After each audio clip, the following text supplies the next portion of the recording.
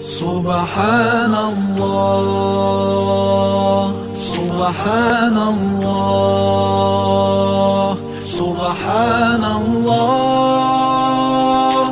سبحان الله سبحانك ربي سبحانك سبحانك ما أعظم شانك سبحانك ربي سبحانك سبحانك ما أعظم شانك ندعوك ونرجو غفرانك ندعوك ونرجو غفرانك ربي.